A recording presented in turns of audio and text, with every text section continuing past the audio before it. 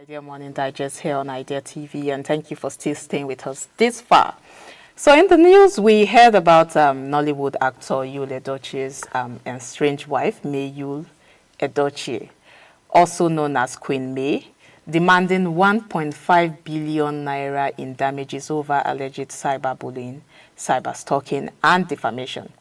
Now, while the legal drama itself is eye-catching, it also brings us up something much deeper that affects not just celebrities but ordinary Nigerians like you and me, and the rising tide of cyberbullying, online harassment, and digital defamation. And that's exactly where we'll focus our discussion on this morning. So social media has given everyone that voice we so need, but sometimes that voice is used to spread hate, it's used to spread misinformation, and even damaging content. And if someone as influential as Queen May can feel the brunt of it, imagine what the average person, imagine what an average entrepreneur or an entrepreneur somewhere, or students, or you and me go through on a daily. So today we are unpacking the realities of cyberbullying in Nigeria, the risks, the impact, and most importantly, what we can do collectively to create safer digital spaces. So let's go right in. Cyberbullying and online defamation. How can we protect, how can you, let me put it to you, how can you protect your digital identity in the age of social media? Paul, I think nobody, the headline itself matters because it spotlights a very serious problem, yes, a timely problem, a timely issue in our society now, online harassment, and it is becoming, it's not just annoying. It seems like it's like a celebrity lifestyle now. It's a celebrity thing. Today, celebrities are beefing, but it's even moving past that. It's everybody now. It's something that affects everybody. Today, maybe you post something on Twitter, you see somebody come for you. Twitter now is like a breeding ground for savages, for savagery and whatnot. And for many people, this has become persistent target, targeted abuse, abusive language. And this has left a paper trail, if I should say that, on so many of our lives. And I'll say that it's something that doesn't make me happy, because when I come online, and the fact that it's even 18, and we even make people known because of this, especially in, I'm not calling X, formerly known as Twitter, but it's a teen on Twitter who gives the most savagery comment or the most savagery backlash or reply. You even get to be popular on Twitter. People begin to follow your page, you get that status, you get that stand. All of this leaves so many experiences in my head that I'm like, where is the future going to? Social media has done good. It has a lot of advantages, as much as it has its own disadvantages. But what are we capitalizing on? Is it a tool that is going to help empower us, propel our lives? Like we say, we are looking at the future. I would say we are not even just looking at the future, we are in the future. Are these things that is going to help propel our lives, or is this something that has come to cause more harm than good for us? Paul, what do you think?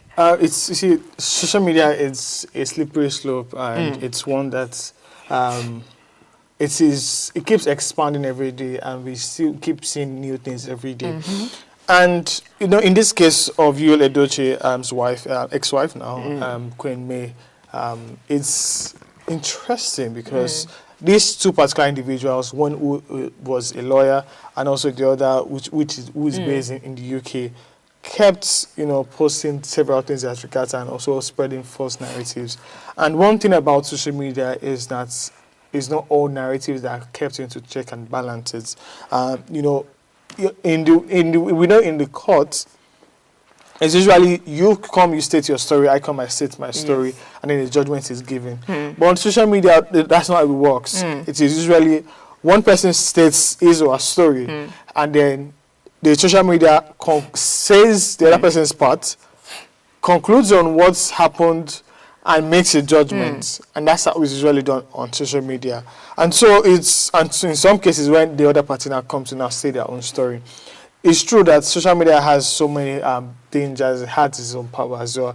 We've seen the powers of how it is able to lift some people out of poverty, talking about dictator economy, and even the country now, Nigeria, has seen the power in that and are trying to look on how to invest more into the dictator economy to boost the GDP at the end of the day.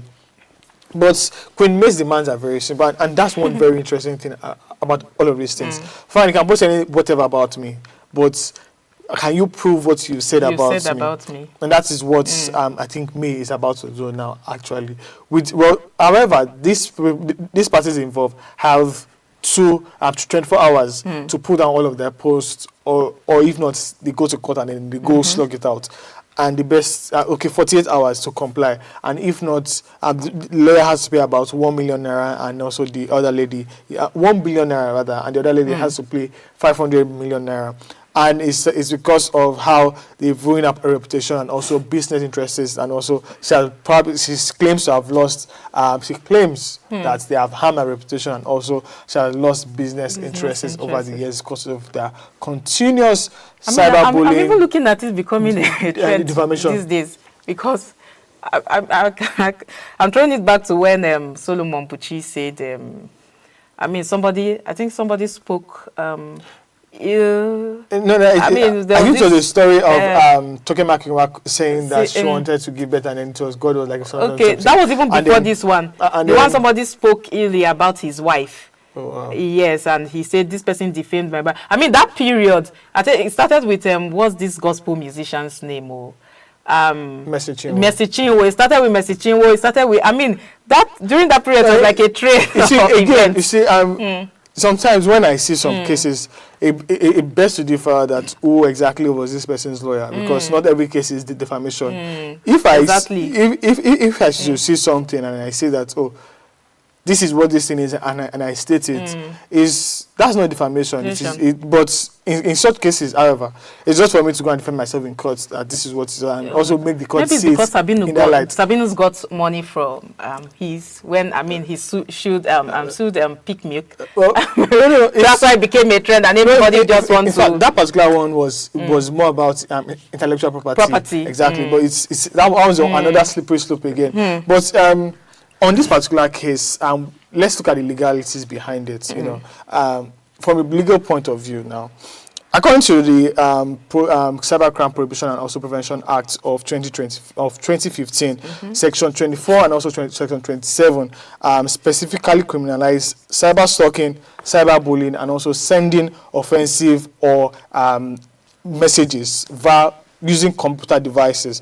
Also, offenders can face up to 3 years or more, depending on the severity of this, and that is what Queen May is relying on, basically, on our on our case. And it is, I love the fact that thank God for acts like this that can now, so we can, because before 2015. People could say whatever they wanted on social media space and go free from it, because there was no law backing such. And we still need more laws as regards the cyberspace, because it's increasing day after day, and legal litigations and also acts and also bills are still far behind. However, one might say that every Nigerian has the freedom of speech according to Nigerian Constitution Section 34. But what is not guaranteed is how your speech is perceived by someone else. You can say whatever you like, but you have to prove that and also ensure that it doesn't affect me. And that is what Section 39 guarantees. Freedom of expression, but does not cover defamation or hate speeches. And this means that your speaking ends where another person's dignity begins. I'm even looking at that aspect of, people will say use the law. I agree with using the law, but then let's be honest with ourselves. When we talk about using the law, I'm also looking at that limits and the risks that comes with it, because most times it seems as if it's people that have, famous people that have most of these legal backings. If me, an ordinary Nigerian, now come and is victimized on, social, let me not put it victimized, maybe a victim of cyber, bullying, and then I go and say, okay, this is what has happened to me. Most times, it's the case is usually just swept under the carpet. So we saw that with the deepfake video that happened with the other girl. It was the masses that, No, I guess you are seeing it from a different point of view. You're seeing it as a social media trial case, but that's not what it ends. You see, on social media, we only see the end result or the beginning of things. We actually do not follow it because something else comes up and then that is forgotten. Usually, every court, it might take time, but justice will surely be served to whoever deserves it and in how they deserve it. So for these people now, for example, it's very sure that justice will come. It might delay, it might tarry, but surely justice will come. And that is how it is. The justice, and that's why we're talking about judicial reform to help speed up cases like this and to prevent it from spending long time in court. And it's very understandable because also I do understand that judges have backlogs and things like that to face from time to time. But however, there are some cases that we could try to speed up litigation processes so that we don't have them to tarry for a very long time. But it's a civil suit, however, and so everyone has the right to sue anybody. I can sue you for looking at me if I feel like your looking is defamatory, but I have to prove that your looking is defamatory.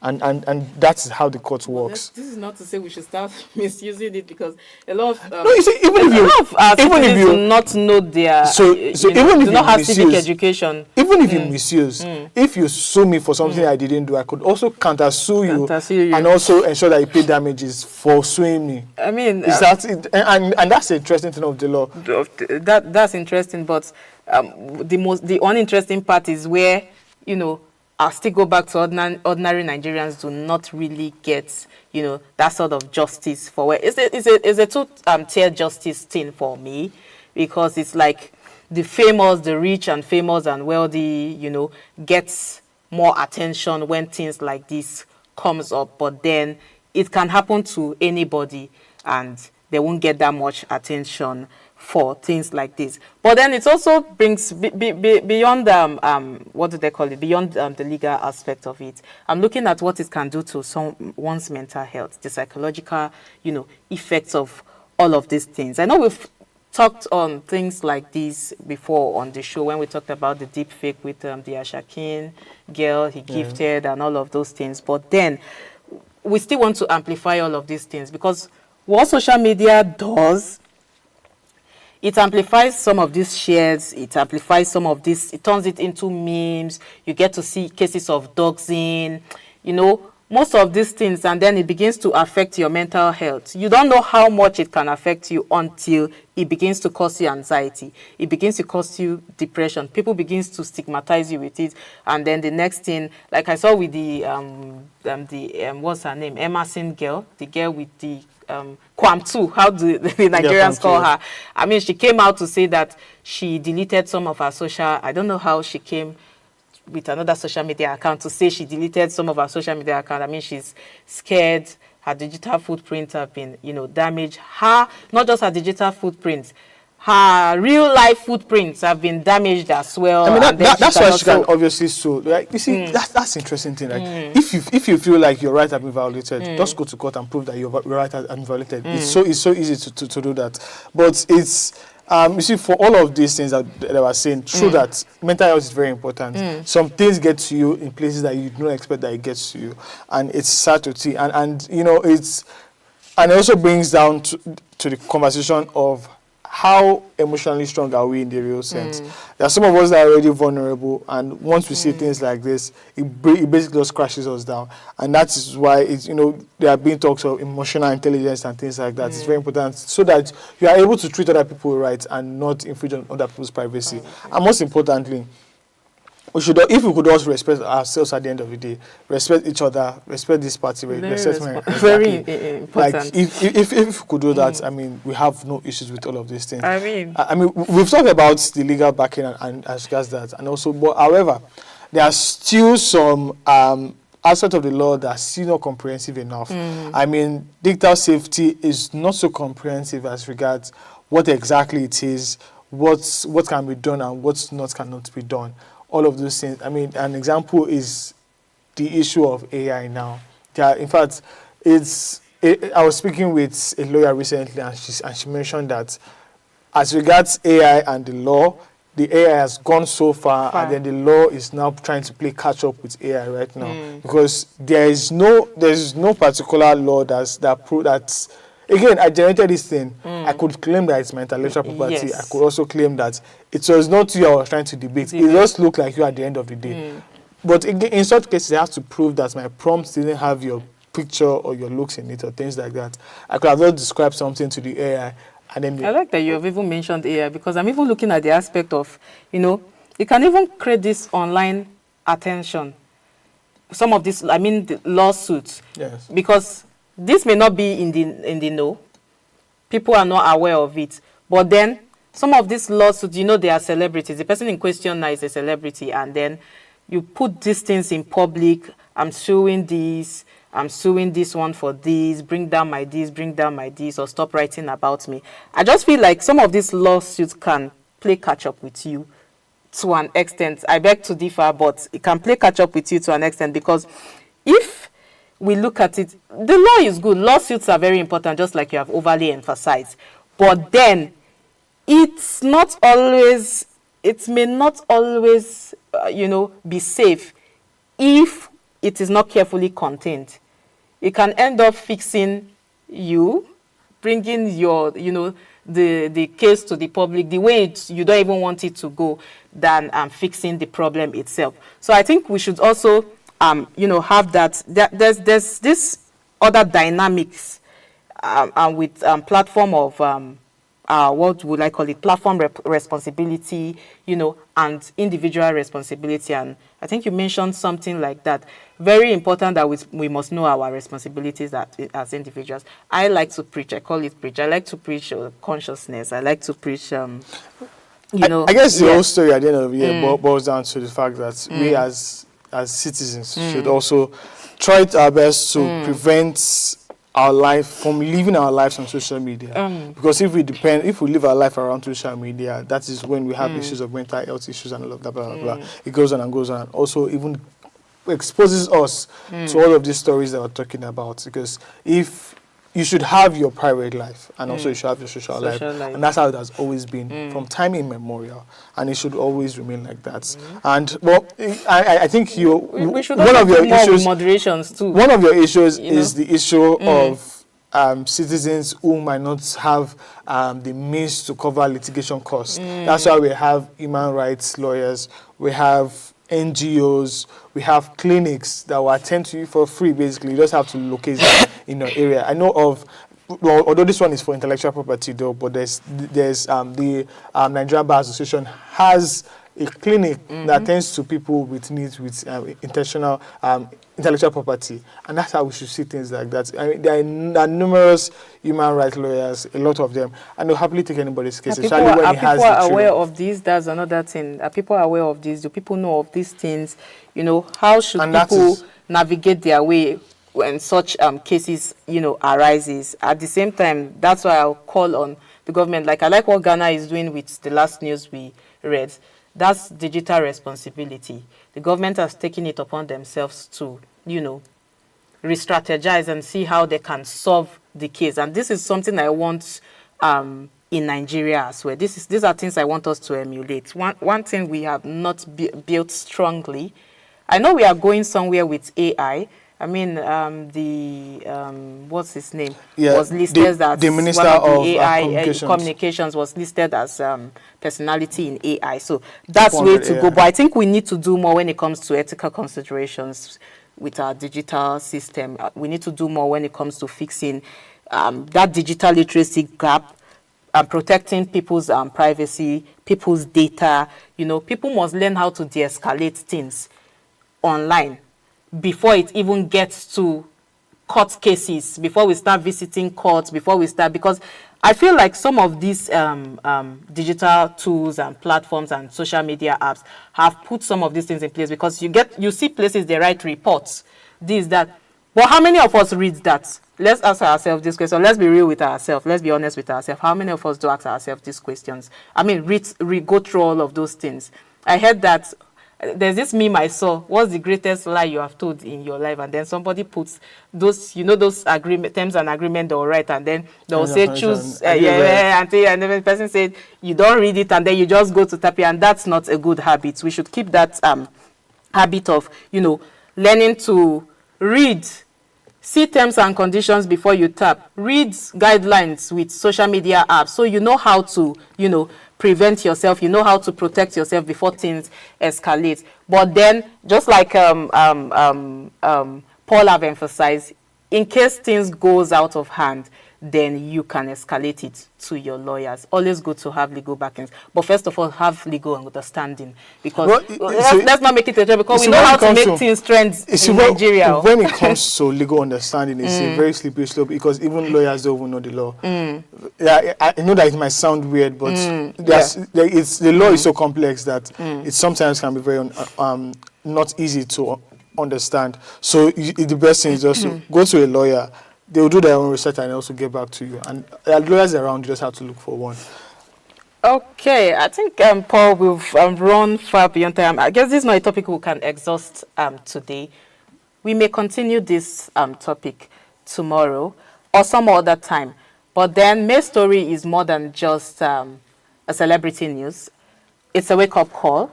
And it reminds us that cyberbullying is real, it is harmful, and we must address it as a society. And yes, that's why we want to hear from you. Have you ever been a victim of cyberbullying? How did you handle it? Do you think Nigerians take online harassment seriously enough? That was what I was trying to ask Paul. But then, share your thoughts with us on our social media handles at Idea Television, on X, on Instagram, on Facebook, on LinkedIn. We want to hear from you. And don't forget, you can also catch the replays of this discussion on our YouTube channel at Idea Television. Let's keep the conversations alive, because the fight against cyberbullying is a collective one. From me, Cynthia, Basi, it's a bye, and Paul.